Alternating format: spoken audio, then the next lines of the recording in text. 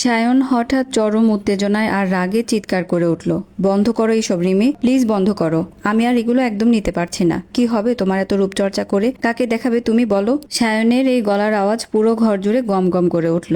এতদিন সে আমাকে অবহেলা করেছে, বিদ্রূপ করেছে, কিন্তু আজকের চিৎকারটাই ছিল তার নিজের ভেতর গড়ে ওঠা এক তীব্র হীনমন্যতা আর পরাজয়ের সুর। আমি তোয়ালেটা একপাশে সরিয়ে ধীর পায়ে সায়নের মুখোমুখি গিয়ে দাঁড়ালাম। আমার চোখের দৃষ্টিতে তখন কোনো ভয় ছিল না, ছিল আগুনের মতো তেজ। আমি আর নিজেকে ধরে রাখতে পারলাম না। বছরের পর বছর জমা হয়ে থাকা সমস্ত অপমান, কষ্ট আর ক্ষোভ এক মুহূর্তে ফেটে বের হলো। আমি সায়নের দিকে তাকিয়ে রাগে চিৎকার করে বলে উঠলাম, কি হবে তুমি জানো না? আমার এই মোটা শরীরের জন্য তুমি বাইরে পরকিয়া করে বেড়াও। আমি বুঝি কিছু জানি না?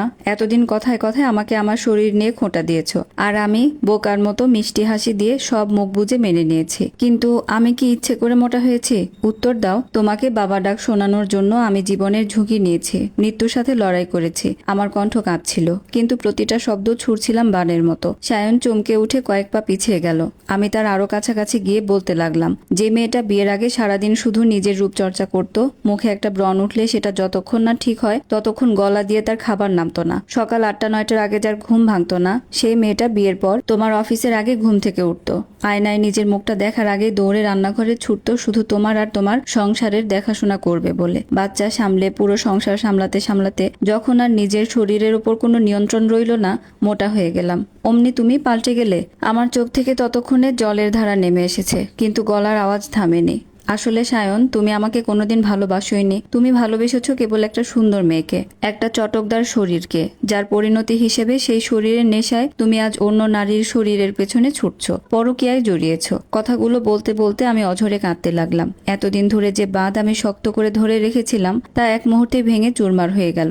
নিজের মাতৃত্বের এই নির্মম অবমূল্যায়ন আর সহ্য হচ্ছিল না। আমার মুখ থেকে একের পর এক চরম সত্য কথাগুলো শুনে সায়নের মাথার ওপর যেন আকাশ ভেঙে পড়ল। তার ফর্সা মুখটা মুহূর্তের মধ্যেই রক্তশূন্য হয়ে গেল। সে নীরার কথা, নিজের ভুল আর আমার প্রতি করা প্রতিটা অবিচারের কথা ভেবে শত চেষ্টা করেও নিজের চোখ দুটো আমার দিকে তুলতে পারল না। অপরাধীর মতো মাথা নিচু করে মেঝের দিকে তাকিয়ে স্তব্ধ হয়ে রইল সে। আমার শরীরটা ক্লান্তিতে ভেঙে আসছিল। আমি ধপ করে পাশে থাকা বিছানাটায় বসে পড়লাম। দুই হাতে মুখ ঢেকে অঝরে কাঁদতে লাগলাম। এই কান্না শুধু কষ্টের নয়, এতদিন পর বুকের ভেতর জমে থাকা পাথরটা নেমে যাওয়ার কান্না। হঠাৎ অনুভব করলাম সায়ন হাঁটু গেড়ে আমার পায়ের কাছে মেঝেতে বসে পড়েছে। সে কাঁপা কাঁপা হাতে আমার দুটো পা চেপে ধরে ফুঁপিয়ে কেঁদে উঠল। আমাকে ক্ষমা করে দাও রিমি, প্লিজ আমাকে ক্ষমা করে দাও। আমি অন্ধ হয়ে গিয়েছিলাম। যে রূপ আর আকর্ষণ আমি বাইরে খুঁজেছি, তার পেছনে যে কত বড় ত্যাগ আর মাতৃত্বের অবদান ছিল, সেটা আমি বুঝতে পারিনি। আমি সব সম্পর্ক শেষ করে দেব রিমি, আমি নীরাকে আজই বলে দেব। তুমি যা সাজা দেবে আমি মাথা পেতে নিব, কিন্তু প্লিজ আমাকে ছেড়ে যেও না। সায়নের চোখের জলে আমার পা ভিজে যাচ্ছিল, কিন্তু আয়নায় তাকিয়ে আজ আর আমি আগের সেই অসহায় রিমিকে দেখতে পাচ্ছিলাম না। সায়ন হয়তো আজ নিজের ভুল বুঝতে পেরেছে, পা ধরে ক্ষমা চাইছে, কিন্তু আমার মাতৃত্বের যে মূল্য আমি নিজের রক্ত আর অশ্রু দিয়ে চুকিয়েছি, তার সত্যিকারের সম্মান আজ আমি নিজেই অর্জন করে নিয়েছি। আমি চোখ মুছে নিজেকে সোজা করে বসলাম। সায়নের আকুল কান্না আর ক্ষমা চাওয়ার শব্দে রুমটা ভারী হয়ে উঠল। সায়ন আমার পা দুটো শক্ত করে জড়িয়ে ধরে বারবার একটাই আকুতি জানাচ্ছিল, আমাকে একটু সুযোগ দাও রিমি, বাচ্চাদের দোহাই লাগে, আমাকে ফিরিয়ে দিও না। আমি সায়নের দিকে তাকালাম।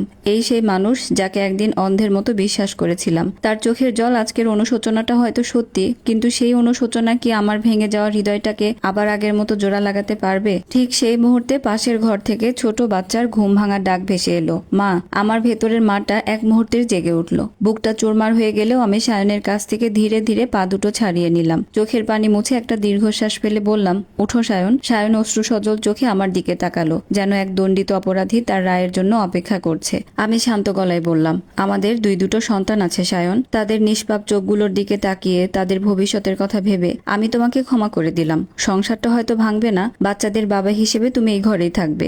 সায়নের চোখে এক চিলতে স্বস্তির আলো ফুটে উঠতেই আমি হাত তুলে তাকে থামালাম, শক্ত গলায় যোগ করলাম, কিন্তু মনে রেখো, আমি ক্ষমা করেছি শুধু আমার সন্তানদের মুখের দিকে তাকিয়ে, তোমার ভালোবাসা ফিরে পেয়ে নয়। সায়ন, সব মানুষই ভুল করে, কিন্তু বিশ্বাসের কাঁচ একবার ভেঙে গেলে তা আর কখনো জোড়া লাগে না। তুমি হয়তো ভেবেছো সব আগের মতো হয়ে যাবে, কিন্তু না। যে ক্ষত তুমি আমার বুকে এঁকে দিলে, সেই ক্ষত চিহ্নটা সারা জীবন আমার ভেতরে রয়ে যাবে। এই সংসারে আমি থাকবো, কিন্তু তোমার সেই পুরনো রিমেকে তুমি আর কখনোই খুঁজে পাবে না। কথাগুলো শেষ করে আমি আর এক মুহূর্ত সেখানে দাঁড়ালাম না। ধীর পায়ে বাচ্চাদের ঘরের দিকে হেঁটে গেলাম। সায়ন মাথা নিচু করে নিস্তব্ধ হয়ে বসে রইল। সে বুঝতে পেরেছে সে তার সংসার আর সন্তানদের হয়তো ফিরে পেয়েছে, কিন্তু একজন নারীর নিখাত ভালোবাসা আর অন্ধবিশ্বাসকে সে চিরতরে হারিয়ে ফেলেছে। আর আমি আয়নায় তাকিয়ে নিজের আত্মবিশ্বাসী প্রতিবিম্বটার দিকে তাকালাম। আমি আর কারো অবহেলার পাত্রী নই। নিজের মাতৃত্বকে সম্মান জানিয়ে সন্তানের মুখের দিকে তাকিয়ে আমি বাঁচব, নিজের শর্তে, নিজের মর্যাদায়। আসসালামু আলাইকুম। আপনাদেরকে এতক্ষণ একটা সংগৃহীত গল্পের শেষ পর্ব পড়ে শোনাচ্ছিলাম।